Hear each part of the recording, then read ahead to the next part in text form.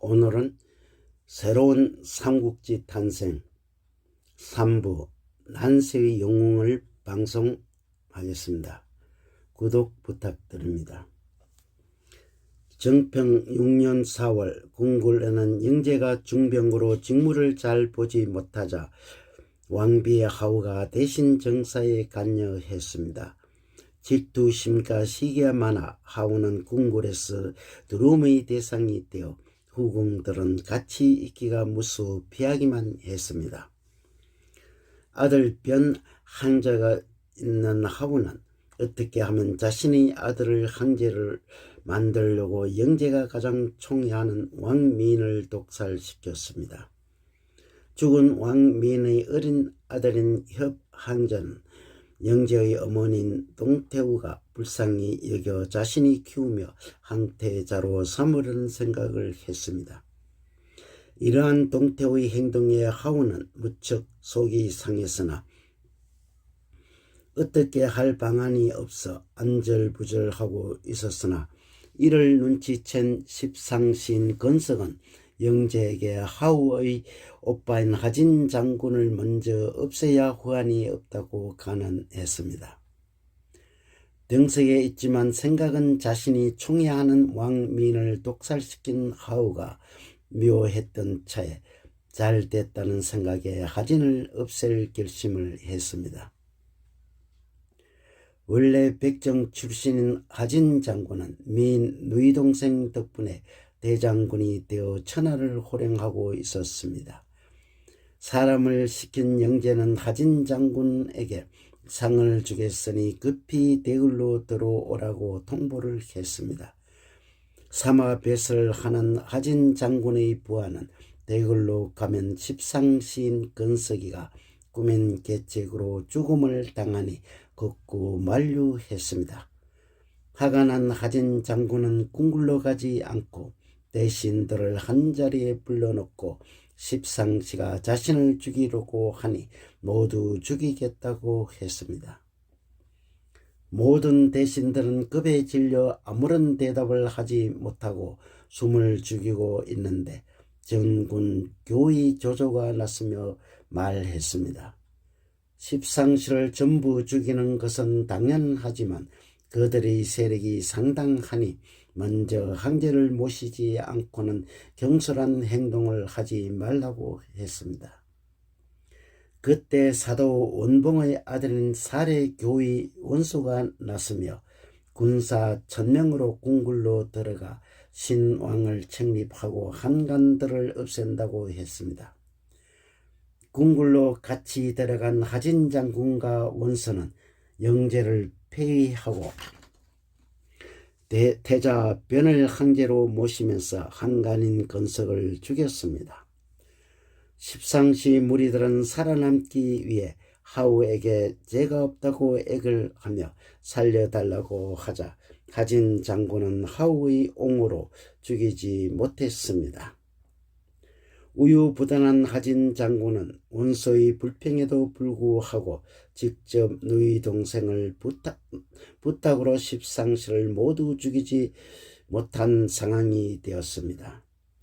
십상시를 죽이지 않으면 후환이 있어 안 된다며 풀만 베고 뿌리를 뽑지 않으면 안 된다며 이를 망치는 근본이 된다는 원소의 말에 하진 장군은 마음을 굳혔습니다. 지방 영웅들이 군사를 거느리고 궁굴로 직접 와서 한간들을 죽이라고 하진 장군이 주부 진립에게 경문을 보내라고 지시했습니다. 한간의 죄를 다스리는 것은 좋으나 외곽의 군사를 불러들이는 명령은 헌명치 못한 판단이며 야생의 범을 불러들이는 꼴이며 그들의 속심을 알 수 없다고 조조가 말했습니다. 벽의 인정에 끌려 자신이 직접 처리하지 못하고 남을 시키겠다고 경문을 보내는 것은 결국 하를 불러일으킨 것이라고 했습니다. 언젠가 궁궐을 치겠다는 욕망으로 외곽서 군사력만 키우면서 호시탐탐 기회만 노리던 동탁은 경문을 받자마자 때가 왔다는 생각에서 모든 병력을 직결하여 궁굴로 진격하기 위한 만반의 준비를 다했습니다. 궁궐의 한간들은 하진 장군이 자신들을 죽인다는 사실을 알자 어떻게 하든지 살아남아야겠다는 생각을 했습니다.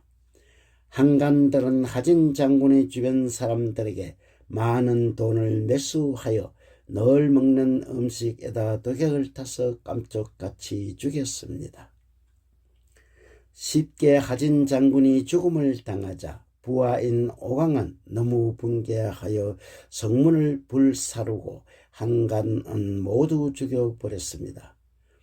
궁궐의 난리 속에 장량과 단규는 겨우 목숨을 건져 항제와 하태우 진류왕을 모시고 북궁으로 달아날 수 있었습니다. 깊은 산중으로 달아나던 장량과 단규는 추격병사들에게 쫓기다가 자신들만 살기 위한 생각에 어린 항제와 진류왕을 버리고 도망을 쳤습니다.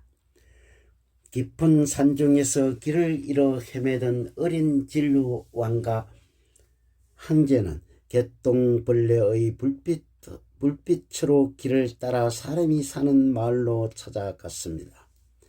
얼마나 많은 시간 동안 길을 헤매며 마을의 커다란 기와집에 도착하니 최의란 사람의 집이었습니다. 사도왕륜, 양포, 순우경, 원소 등이 항제를 찾아다니다가 지쳐서 쉬던 곳에서 기적적으로 한 곳에서 모두 만나게 되었습니다. 난중에 항제를 만났으나 원소의 군사는 조금 있을 뿐 항제를 모시는 행차길치고는 너무나 초라하게 궁굴로 향하고 있었습니다. 궁굴로 가던 도중에 지방 외곽에서 경문을 받고 급하게 달려오는 동탁의 20만 대군과 마주쳤습니다. 하늘이 준 기회라 여긴 동탁은 자신이 많은 군사들의 힘을 믿고 항제를 모신다는 구실로 한궁하는 대장의 영예를 가졌습니다. 궁굴로 돌아온 동탁은 천하가 자기 손안에 들어오자 피 한 방울 흘리지 않고 권력을 장악할 수 있는 정변을 일으킨 것입니다. 모든 권력을 단숨에 휘어잡은 동탁은 마음대로 권력을 휘둘리기 위하여 소재, 홍릉왕을 폐하고 당시 구세인 어린 진류왕, 한의 마지막 항제인 현제를 옹립하려고 했습니다. 만조 백관들 앞에 동탁은 현재 천자는 무능하니 새로운 천자를 세워야 한다며 나를 따르는 자는 살고 나와 맞서는 자는 죽을 것이라고 외치자 감히 누가 나서는 사람이 없었습니다. 아무리 논의하여도 나서는 사람이 없자 갑자기 형주자사 정원이 나서 천자를 폐하면 안 된다고 반대를 했습니다. 자신의 말에 반기를 들은 정원을 적석에서 칼을 뽑아 죽이려 했던 동탁은 정원의 등 뒤에 서 있는 호위병을 보고 주춤했습니다. 정원의 호위병은 방천하극을 손에 쥐고 장수의 모습만 봐도 동탁은 겁에 질려서 잘못하다가는 자신을 죽일 것만 같아 참았습니다. 만조 백관들 앞에 마음대로 되지 않고 망신만 당하는 꼴이 된 동탁은 저녁에 온통 잠을 잘 수가 없어 괴로워했습니다. 잠을 청하며 눈을 감고 누워도 정원 뒤에 장성처럼 서 있는 호위병이 웅장한 호글 같은 모습이 자꾸만 눈에 가물거렸습니다. 생각도 못한 동탁은 사위 이유를 침실로 불러 정원의 호위병에 대해 묻지 않으면 잠을 이룰 수 없었습니다. 호위병은 정원의 양자로서 자는 봉선인 여포이며 천하무적인 영웅 호글로서 감히 대적할 상대가 없다고 했습니다. 천하무적인 영웅이란 말에 동탁은 어떻게 하더라도 자신의 부하를 삼아야겠다는 욕심이 생겨 이유에게 물었습니다. 힘은 장사로서 용감성과 무예가 뛰어나 적수가 없는 영웅이나 생각은 단순하므로 여포에게 금은 부하와 하루를 천리를 달릴 수 있는 명마 적토마를 함께 뇌물로 주라고 했습니다. 적토마까지 주라는 말에 동탁은 아까운 생각에 망설이자 이유는 여포는 재물을 탐하여 의리를 저버리는 성령이나 이리처럼 믿을 수 없는 인물이라고 했습니다. 망설이는 동탁을 향하여 이유는 천하를 통일하기 위하여 영웅장사를 수하로 얻는 것은 하나의 구일모로서 무엇을 주어도 아깝지 않다고 했습니다. 뇌물과 적토마를 주면서 동탁의 부장 이수건 여포를 설득하면서 좋은 새는 나무를 가려서 둥지를 틀고 훌륭한 신하는 주군을 가려서 섬긴다고 했습니다. 기회가 왔을 때 의부정원을 버리고 서둘러 투항하라고 하니 여포는 용맹하지만 머리가 둔하고 변덕이 심해서 욕심 많은 인물로서 마음이 흔들렸습니다. 뇌물과 적토마를 받자마자 여포는 자신의 출세가 보장된 동탁에게 가기 위해 의부인 정원을 죽이고 투항을 했습니다. 영웅 여포를 자신의 양자로 삼은 동탁은 자신의 호위병으로 정하니 천하가 두려움이 없이 권력을 자기 마음대로 행사했습니다. 정권은 서북 지역의 군불이었던 동탁에게 들어가자 사대부들이 생각하기로는 동탁은 호랑이라면 여포는 일이며 부하들은 들개들이었습니다. 궁궐의 모든 권력이 손아귀에 들어온 동탁은 다시 폐위를 논하자고 문무백관들을 한자리에 불러 모았습니다. 현재의 천자는 무능하여 폐위시키고자고 동탁이 말해도 동탁의 양아들 여포가 들어와 누구 하나 나서며 안 된다는 사람이 없었습니다. 천자의 폐위가 결정되는 순간에 문무백관들 중에 원수가 나서며 폐위는 모욕이니 절대 안 된다는 주장을 했습니다. 자신의 힘으로는 바위에 계란을 치기라는 것을 깨달은 원수는 배설을 버리고 고향 기주 땅으로 가버렸습니다. 폐위를 반대한 원수가 사라지자 동탁은 자기 마음대로 천자를 폐위하고 9살의 나이 어린 진루왕 현재를 서기 189년에 옥자에 앉혔습니다. 훗날이 불안한 동탁은 후한을 없애려고 폐위 천자 흥릉왕과 비와 함께 어머니인 하태부를 강제로 독약을 먹여서 죽였습니다. 모든 것이 생각하고 마음먹은 대로 하였지만 언제나 마음속에는 불안과 공포의 씨앗이 남아서 자신을 괴롭혔습니다. 불안한 마음 속에 괴로움을 잊기 위해 밤마다 독한 술과 아름다운 궁녀 수백 명과 어울리면서 학년의 밤으로 세월을 보냈습니다. 술이 취한 동탁은 궁녀들과 놀아나다가 마음대로 간음을 하거나 비위에 거슬리면 죽이기도 하며 용상에서 잠을 자기도 했습니다. 날이 갈수록 동탁의 행포와 만행이 심해지자 백성과 문무백관들의 가슴 속엔 동탁에 대한 원망의 소리와 저항심이 꿈틀거렸습니다. 백성들이 나라에 대한 원망의 목소리가 높아지고 삶이 궁핍하여 지자 원소는 그 기주에서 나양성에 있는 사도 왕윤에게 밀서를 보냈습니다. 궁궐에는 동탁이 있으면 안 되니 함께 힘을 모아 제거하자는 원수의 밀서를 받은 왕류는 심적으로 괴로움과 고통이 따랐으나 마음속으로 제거할 기회를 모색하기로 결심했습니다. 어느 날 밤 비밀이 왕류는 자신을 따르는 신하들을 집으로 초대하여 술잔을 나누면서 동탁의 만행에 대해 논의했습니다. 모두들 동탁의 근세에 사직이 조석으로 위태하다는 것을 누구나 다 같이 공감하면서도 분명한 대책을 내놓는 사람이 없었습니다. 모인 사람들이 선뜻 말하는 사람이 없자 말석에 앉아 듣기만 하던 자는 맹덕인 조조가 크게 웃으며 나섰습니다. 주위의 신하들을 향하여 우리들이 한숨과 눈물로 동탁을 꺾을 수 없으니 행동으로 옮겨야 한다고 강한 의조로 말했습니다. 모인 신하들이 일제히 조조를 향해 동탁을 제거할 방법이 무엇이냐고 다그쳐 물었습니다.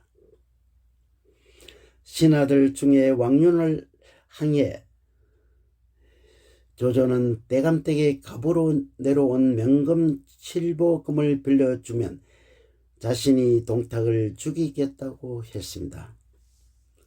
모든 신하들이 침묵을 지키는데 왕류는 조조의 은행이 너무나 진지하고 대담하게 보여 갑오인 7보금을 주겠다고 했습니다. 집안 대대로 내려온 7보금을 집안 깊숙이 숨겨둔 것을 가지고 나온 왕류는 조조에게 주면서 반드시 성공하라고 했습니다. 7보금을 가지고 나오면서 조조는 어떻게 하여 동탁을 단숨에 죽일 수 있을까 하는 생각으로 잠을 잘 수가 없었습니다. 무조건 동탁을 죽이기로 큰 마음 먹고 조조는 평상시보다 늦게 7보금을 차고 성상부로 들어가는 동탁을 죽일 결심을 하고 만나러 갔습니다. 성상부에 있던 동탁은 조조를 보고 왜 늦게 왔느냐고 건성으로 묻고 궁녀들과 같이 차를 마시면서 쳐다보지도 않았습니다. 속으로 화가 났으나 조조는 허리를 굽혀 절을 하면서 말이 노쇠하여 빨리 올 수 없었다고 핑계를 댔습니다. 고개를 돌린 동탁은 이상한 표정을 짓자 조조는 눈치를 차리고 말이 바꾸려 해도 형편이 어렵다고 했습니다. 한참 동안 생각하던 동탁은 처지가 딱한 조조를 너무 딱하던 생각이 들었던지 옆에 있던 여포에게 좋은 말을 한 필 골라주라고 했습니다. 마구간으로 말을 고르기 위해 여포가 나가자 조조는 마음속으로 좋은 기회가 왔다고 생각하고 얼쩡거리며 서 있었습니다. 몸이 비대한 동탁은 앉아있기가 힘이 드는지 차를 마시다가 궁녀의 무릎을 베개 삼아 벽을 향해 돌아 누우며 등을 보였습니다. 순간적으로 조조는 기회가 왔다는 듯이 7보금을 뽑아 동탁의 목을 일시에 치기 위해 번쩍 쳐들었습니다. 언제나 자신의 신변에 무슨 일이 일어날까봐 의심이 많은 동탁은 주위에다 다른 사람들이 모르게 벽거울을 설치해 두었습니다. 누운 자리 옆에 벽거울을 장치한 것도 모른 조조는 칼을 뽑아 침상에 접근했으나 동탁은 자신에게 접근한 조조를 보았습니다. 비대한 몸뚱이라도 용맹스럽고 지략이 탁월한 용장 동탁은 벌떡 일어나서 앉으며 왜 칼을 뽑았냐고 다그쳐 물었습니다. 벽 거울에 있었다는 것을 알지 못한 조조는 자신의 경솔한 행동에 가슴이 뭉클 내려앉았으나 영웅답게 침착성을 잃지 않았습니다. 뽑았던 7보 명금을 두 손을 받쳐 들고 허리를 굽히며 성상에게 명금을 진상하려고 했다며 떨리는 음성으로 말했습니다. 의심이 많은 동탁은 처음에 다소 놀랐으나 명금이라는 말에 눈이 번쩍 뜨이며 조조가 내민 7버금을 받아 보면서 좋아했습니다. 순간적인 판단을 하지 못한 실수가 큰 일을 저지를 수 있었던 조조는 안도의 한숨을 쉬고 있는데 여포가 들어왔습니다. 7버금을 여포에게 보이면서 동탁은 조조가 주었다고 자랑을 하며 조조에게 줄 명마가 준비되었냐고 물었습니다. 문 밖에 조조에게 줄 명마 한 필을 메어놨으며 여포는 가지고 가서 앞으로 성상부에 늦게 오는 일이 없도록 하라고 했습니다. 성상인 동탁을 향해 조조는 몇 번이고 고맙다고 허리를 굽혀 건절을 하면서 성상 앞에 명마를 한번 타보고 싶다고 말했습니다. 명마를 조조에게 준 이상 말을 자신이 본 앞에 타보겠다는 조조를 동탁은 거절할 수 없다는 뜻 한번 타보라고 K 승낙했습니다. 승낙이 떨어지기 무섭게 단숨에 말에 올라탄 조조는 채찍을 말 엉덩이에 휘두르며 번개같이 어디론가 달려가 버렸습니다. 말을 타고 사라져 가버린 조조가 돌아오기를 기다리는 동안 동탁은 아무리 기다려도 오지 않자 이상하다는 뜻 주변을 맴돌았습니다. 보다 못한 여포가 동탁에게 조조의 행동이 수상하다며 딴 마음 먹고 성상에게 왔다가 이루지 못하니까 도망을 쳤다고 말했습니다. 뒤늦게 알아차린 동탁은 속았다는 분한 마음에 녹이 충천하여 부하들에게 조조를 빨리 잡으라고 불호령을 내렸습니다. 하가 치밀어 어쩔 줄 모르는 동탁에게 사위인 이유가 와서 불난집에 부채질하듯 조조는 성상을 노렸으니 빨리 잡으라고 했습니다. 전국에 조조의 인상을 그려 배포하고 철통 같은 경계망으로 하루속히 조조를 잡아들이라고 동탁을 지시했습니다. 명마를 탄 조조는 소나기를 피하고 본다는 생각으로 고향인 초군을 향해 강물 위로 날필이 날듯 일사천리로 주랭랑을 쳤습니다. 철통 같은 동탁의 경계망을 뚫지 못한 조조는 고향인 초군을 향해 도망치다가 중목현에서 잡혀 감방에 투옥되었습니다. 감방에 갇힌 조조는 모든 것이 끝났다는 생각에 체념하고 있는데 밤이 깊어지자 현령인 도의 진궁이 감방 안으로 들어왔습니다.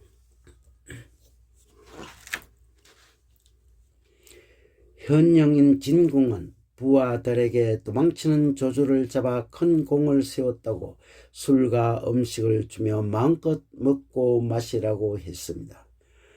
감방 안에서 진궁은 조조를 보고 낙양서 성상인 동탁한테 신뢰를 받고 총애를 받는 사람이 배반하여 도망치느냐고 물었습니다.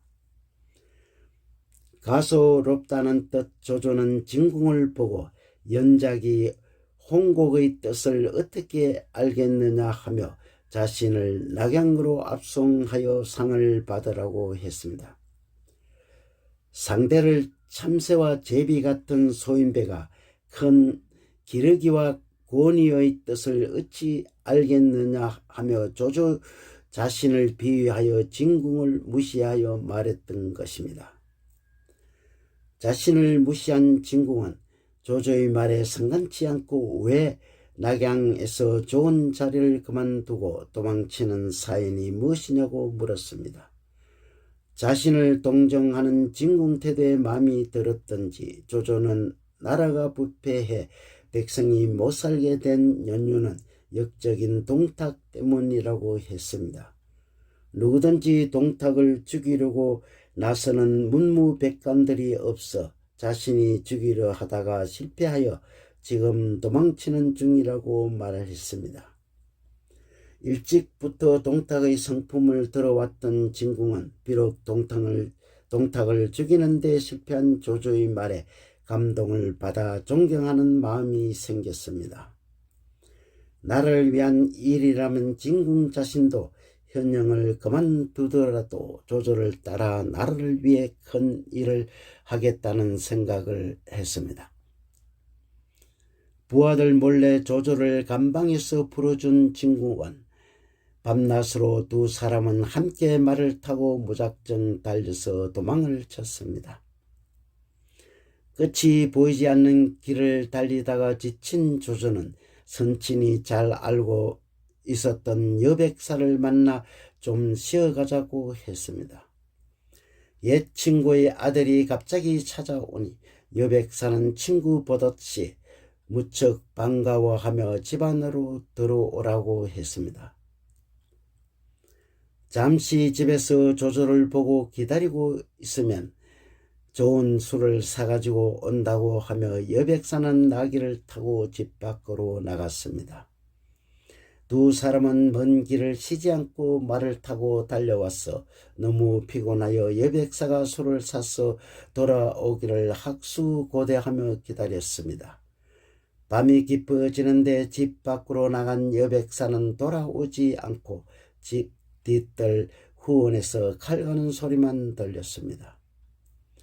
오랜 시간이 흘러도 여백사가 돌아오지 않자 의심이 생긴 조조는 자신들을 신고하기 위해 강가로 갔다는 생각을 했습니다.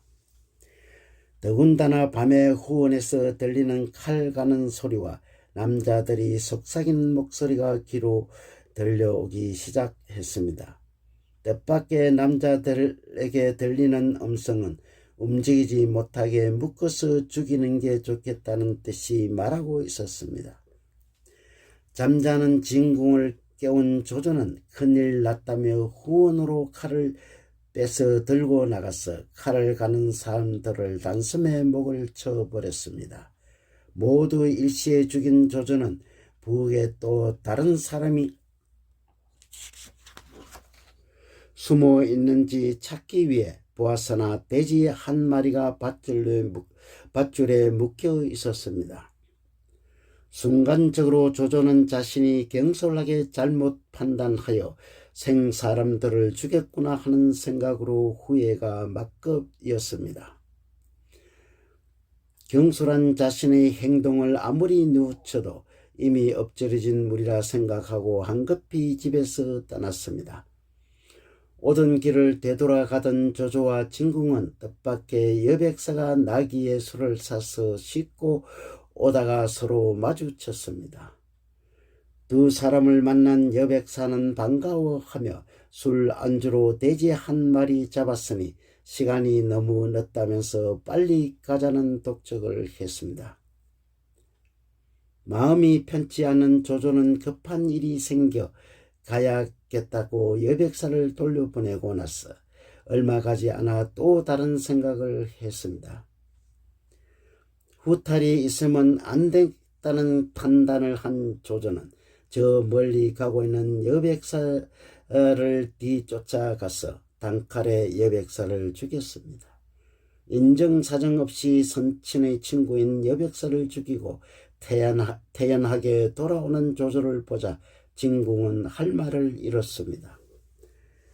그토록 우리들에게 잘 대해주었던 죄 없는 여백사를 왜 잔인하게 죽였느냐고 조조에게 대들 듯이 의롭지 못한 행동을 다그치며 꾸짖었습니다. 집에 돌아간 여백사가 자신이 가족을 다 죽인 나를 보고 원망하지 않도록 하는 것이 첫 번째 이유라고 했습니다. 다음은 자신이 세상 사람을 버릴지언정 세상 사람이 나를 버릴 수 없다는 생각이었다고 조조는 태연하게 말했습니다. 말을 들은 진궁은 의심이 많고 사람의 목숨을 귀하게 여기지 않는 사람이 나라를 위한 영웅이 될 수 없다는 의구심이 들었습니다. 후회가 막급인 진궁은 이런 사람을 믿고 괜히 옥에서 풀어주고 생사고락을 같이 해야겠다는 생각을 한 자신이 우습게 보였습니다. 영웅의 자신을 신뢰하고 믿는 것보다 자신이 모시는 영웅이 믿을 수 없다면 생사를 걸고 추종할 필요가 없다는 생각을 했습니다. 훗날의 조조를 따라 도망치며 새로운 나라를 세우겠다고 꿈꾸던 생각을 버려야겠다는 마음을 진궁은 먹었습니다. 고향으로 가던 도중에 주막에서 술 취해 잠자던 조조 곁에서 새벽 몰래 진궁은 가족이 기다리는 동군 땅으로 돌아갔습니다. 아침 잠에 깨어난 조조는 진궁이 곁에서 도망친 것을 알아버리자 이미 예상하고 있었다는 듯이 너털 웃음을 한바탕 웃으며 졸장 보는 영웅의 깊은 속마음을 헤아릴 수 없이 속이 좁다는 듯이 조조는 투덜거리며 혼자 진류 땅으로 향했습니다. 고향으로 돌아온 조조는 부친 조승을 먼저 찾아갔습니다. 본래 부친 조승의 본성은 하우시였는데 한나라의 종실의 중상시였던 조등의 양자가 되어 조의 성을 따랐으며 어린 시절부터 한양과 가무를 좋아하였으며 성장하면서 건모술수에 능하였습니다. 부친은 조조의 어릴 때의 이름인 아만 길리를 부르면서 무척 반가워했습니다. 조조는 젊은 시절부터 기지와 상황 대처 능력이 뛰어났으며 자신의 힘으로 남을 잘 도와주는 자유분방한 성격으로서 시와 문장뿐만 아니라 무예가 뛰어나 병법을 좋아했습니다. 부친에게 조조는 하나도 숨김없이 부패한 역적인 동탁을 주기로 하다가 실패하여 할 수 없이 도망칠 수밖에 없었다고 했습니다. 용감한 아들의 행동을 칭찬한 조승은 실패한 경험을 헛되이 하지 않게 건토중래하여 천하를 다스리라고 하면서 자신의 재산을 다 털어서 아들을 도왔습니다. 의병을 모집한다는 소문에 위홍이라는 후원인이 생겨서 동탁에게 대적할 의병을 모집한다는 광고를 널리 알렸습니다. 삽시간에 부패한 동탁을 죽이려다가 실패한 조조가 의병을 모집한다는 소식이 알려지자 각 지의 영웅들이 구름처럼 몰려들어왔습니다. 수많은 영웅들 중에는 하후돈과 그의 아우 하우연, 조조의 사촌 조인종, 악진 이전 같은 토호, 발해태수 원소, 장사태수 송경, 상당태수 장양, 북평태수 공수천, 서랑태수 마등, 서주자사 도겸, 남양태수 원술 등이 많은 군사들을 거느리고 몰려왔습니다. 이 군사들 중에서 말적인 현이 벼슬을 부리고 어디론가 사라진 유비와 간우 그리고 장비도 함께 있었습니다. 돈의 형제들은 유비가 어릴 적에 학문을 같이 한 연유로 공손찬의 부하로서 조조의 희하로 합류한 것이었습니다. 조조는 자신에게 훈련된 군사가 없다는 것을 한탄하며 다른 사람을 우선 섬기는 지도력을 발휘하여 힘을 키우기를 결심했습니다. 조조는 모든 영웅들이 제후의 뜻을 모아 동탁을 물리치는 데는 가장 군사가 많은 원소를 명주로 삼기로 결의했습니다. 의병 모집으로 결집된 군사들이지만 우선 동탁을 치기 위한 전투를 일으키기 위해서는 군사력을 결집시킬 수 있는 사람이 원소라며 조조는 부추겨 세웠습니다. 원소의 가문은 4세 3공으로 4대 조상들이 3공의 직무를 맡은 위풍당당한 고위한 명문 가문으로서 지위가 높고 건세가 있어 귀중한 많은 인맥관계를 갖추고 있어 원소가 초대되었던 것입니다. 원소는 조조의 말에 개의 승낙하고 20만 명의 넘는 대군으로 동탁을 치기 위해 낙양성으로 진군했습니다. 원소는 청년 장사 태수 손견을 전투의 선봉으로 하여 낙양성 가까이 쳐들어갔습니다. 원소가 쳐들어온다는 소식에 동탁이 불안해지자 양아들인 여포는 오합지졸로서 잡초에 불과하니 걱정할 것 없다고 위로했습니다. 막상 첫 번째 전투에서 여포 진영 하옹이 나아가 원소의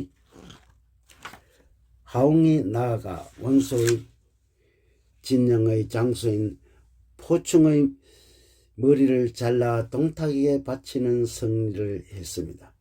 다음 전투에서 호진이 손견에게 패하자 하옹은 성 안으로 들어가 관문을 닫아 걸고 전투는 지루하게 시간을 끌었습니다. 전투가 지루하게 끌자 군량이 떨어진 손견은 원소의 본진에다가 군량을 보내주기로 청했습니다. 원소는 원소에게 군량을 빨리 보내라고 지시를 하였으나 손견이 전투에 공을 먼저 세울까봐 군량을 보내지 않았습니다. 질투와 소견이 좁은 원술 때문에 손견은 군량이 다 떨어져 전투에서 패하고 말자 원소와 조조는 크게 당황했습니다. 전투에서 진 군사의 사기는 땅에 떨어지고 원소와 조조가 전투에서 승리할 수 있는 대책회를 해도 대안이 없었습니다. 대책회의에 골몰하고 있는 순간에 성문 밖에서 적장하옹이 다시 싸움을 걸어왔으나 누가 하나 나가 싸울 장수가 없었습니다. 마지못해 명령에 쫓긴 장수가 나와 싸웠으나 모두 죽어 돌아오자 너무 당황한 원소는 대적할 장수가 없느냐고 거듭 촉구했습니다. 이때 구석 자리에서 말없이 상황을 지켜보던 사람이 대적하겠다고 나서는 사람이 있자 모두가 쳐다보았습니다.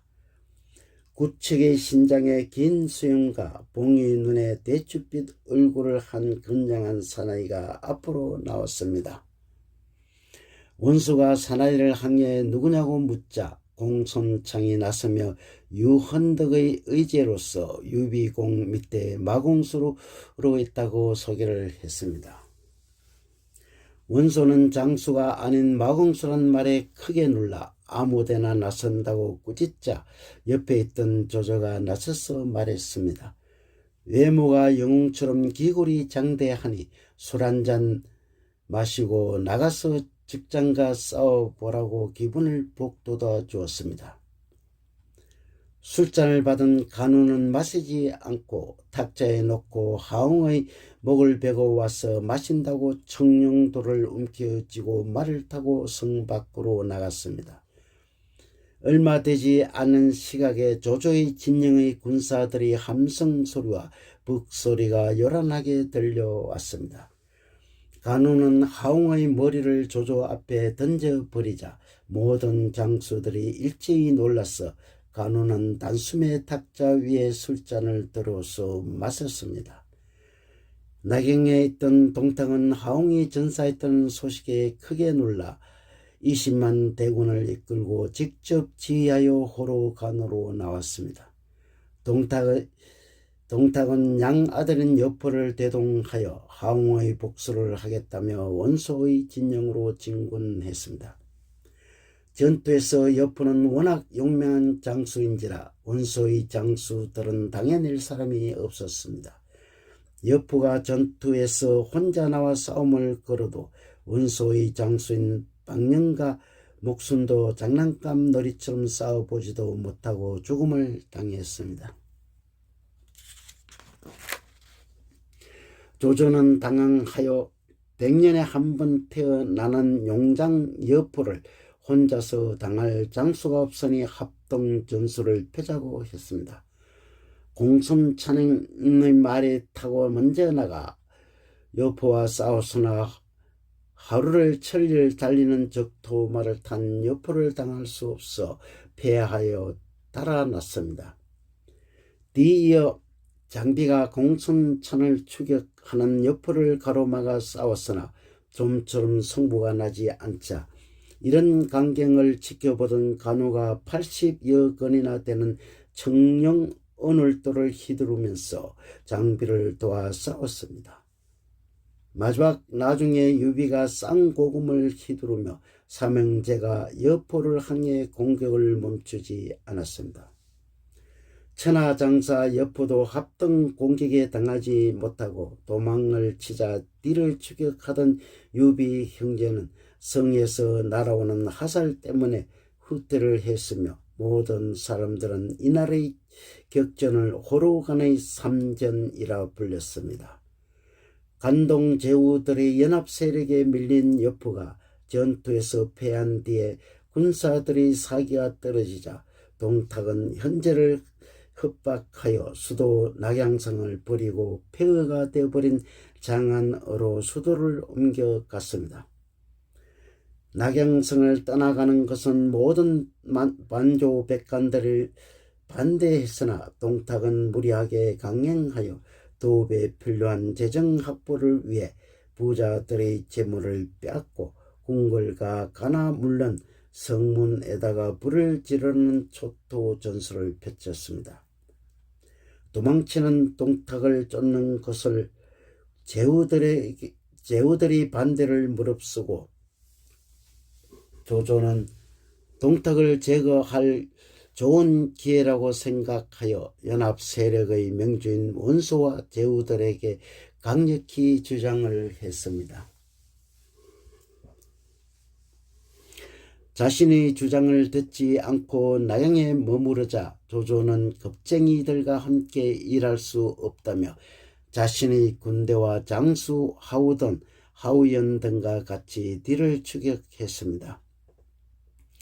추격당할 것을 미리 예상한 동탁의 전술을 간파하지 못한 조조의 군사들은 계획 없이 추격만 하다가 곳곳의 복병을 만나 죽을 위기까지 처했으나 간신히 살아났습니다. 너무나 비참한 패전에 조조는 제후들이 반대할 적에 무시하고 공격만 한 것이 후회가 되고 인생은 세웅지마로서 예측할 수 없다는 생각을 했습니다.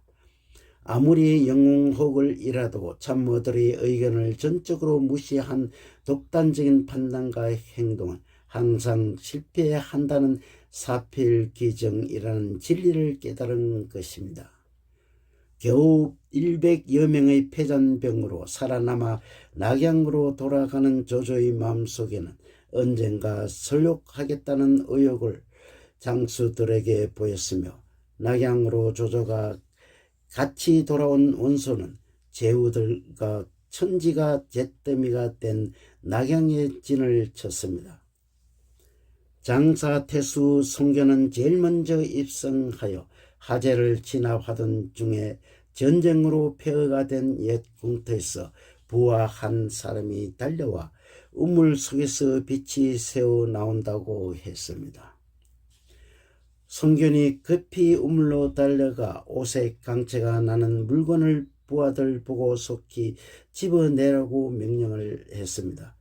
부하들이 우물 속에서 건져낸 것은 궁녀 시체가 나왔는데 궁녀의 목에 걸린 비단 주머니 속에서 옥새가 있었습니다. 옥새에는 수맹우천, 기수명창이라고 쓰여진 것을 송견은 고사의 밝은 정보에게 무슨 뜻이냐고 물었습니다.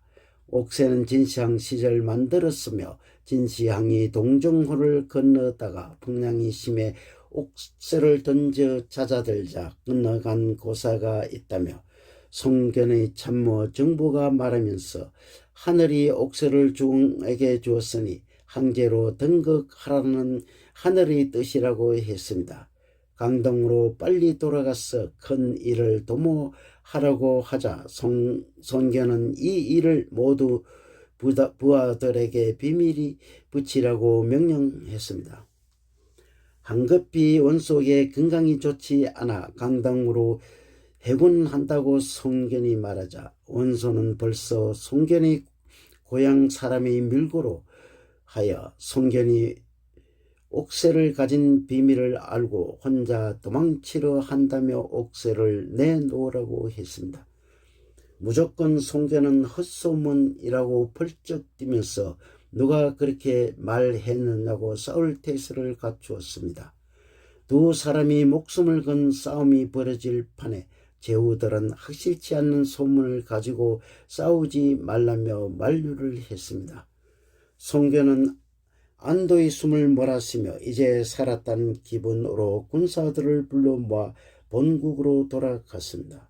옥새의 비밀의 사연은 진시황 26년에 하늘의 명을 받으니 나라의 수명이 길이 번창하리라는 8자로 새겨 전국의 도장으로 삼았습니다. 이 옥새는 초안 전의 혼란기를 거치면서 고조에게 전달되었으며 다시 왕망의 신나라를 거쳐 후한의 강무제에서 영제에게 전승되었습니다. 소제 때 십상시 난 중에 잃어버린 것을 송견이 찾아내어 원설에게 갔으나 죽으면서 조조가 차지하게 되었던 것입니다. 조조 또한 동탁을 쫓다가 패해 돌아와서 제후들에게 화풀이 하면서 고향으로 돌아가겠다고 했습니다. 조조는 자신의 판단 잘못으로 가역을 부린 것이 군사들만 희생하고 그 잘못을 제후들에게 탓했습니다. 조조가 떠나가자 공손천은 유비 보고 여기 있어봤자 이득이 없으니 평원으로 돌아가리라고 했습니다.